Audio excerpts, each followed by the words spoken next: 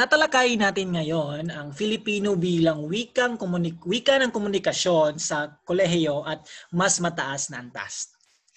Ipinahayag ni Dr. Wilfredo V. Villacortas, isa sa mga komisyoner ng 1986 Constitutional Commission, nang kaniyang ipinanukala ang mga probisyong kalaunay naging Artikulo 14 sa Saligang Batas ukol sa edukasyon, wika at sining ng ating wikang pambansa. Walang kaduda-duda ay isang makabuluhang pangkulturang muhon para sa pambansang pagkakakilanlan.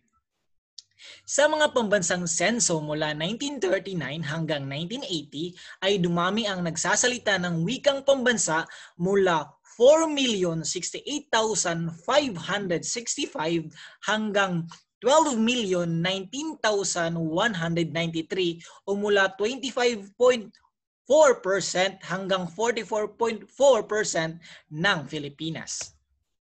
Noong 1989 naman, lumitaw pa ang survey ng Ateneo de Manila University na 92% ang nakakaintindi ng Tagalog sa buong bansa or 83% ang nakapagsasalita nito at 88% ang nakababasa at 81% naman ang nakakasulat gamit ito.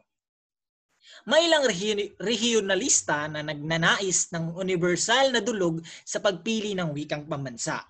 Ang amalgamasyon o paghahalo-halo ng talasalitaan. Ang mga ultra-konserbatibo na nagpapanukala naman ng Espanyol ang dapat maging wikang opisyal raw. Nilagdaan ni Pangulong Corazon C. Aquino ang kautosang tagapagpaganap bilang 335 noong Agosto 25, 1988. Ang makasaysayang advokasya ng tanggubwika ay advokasiyang dapat paghawakan at itaguyod ng bawat Pilipino sapagkat ito'y nagpapatibay sa bisa ng wikang pambansa bilang wika ng komunikasyon. Sa pamamagitan ng pagkakaroon ng iisang wika sa pambansang diskurso, lalong mapaglalapit-lapit ang damdamin, mga pangarap, hinaing iba ng mga mamamayang Pilipino sa buong archipelago tungo sa pagpapatuloy ng paglinang sa wika at kulturang sariling atin.